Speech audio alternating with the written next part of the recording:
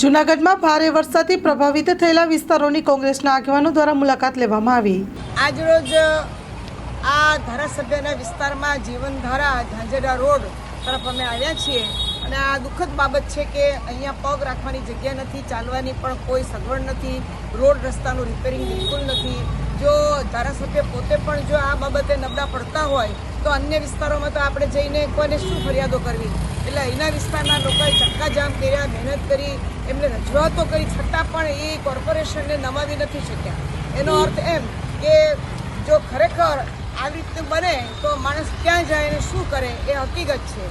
આથી આપણે ઈચ્છીએ કે આવતા સમયની અંદર બને એટલી જોરદાર રજૂઆતો કરીએ અને કાર્ય કરે જ। વરાપ થાય ત્યારે પણ થઈ શકે, સતત કંઈ 24 કલાક વરસાદ આવતો નથી, પરંતુ પ્રી મોન્સૂનની કામગીરી આપણે ત્યાં એટલી બધી કચાશવાળી અને ખરાબ છે કે જેની સાબિતી આજે અમે રૂબરૂ જોઈને અમે જોઈ શકીએ છીએ। આજે અમુકશ્રીઓ, અમારા મહિલા નેતા, અમારા શહેરના પ્રમુખ જે અમારા જોશીભાઈ છે તે મનોજભાઈ અને તમામ આગેવાનશ્રીઓની નજરે નજર અમે લોકો ફરીને અમે જોઈને અમને દુઃખદ આ બાબત લાગે છે કે આ રીતે ચાલશે તો નહીં ચાલે।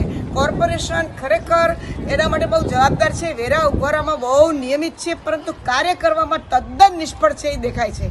અને આ નિષ્ફળતાને માત્ર મનમાં રાખવાની નથી, પરંતુ યોગ્ય રજૂઆતોને યોગ્ય ધમાલ અને કદાચ આંદોલન કરવા પડે તો કરવું પડશે, તો આ કંઈ નિરાકરણ આવશે।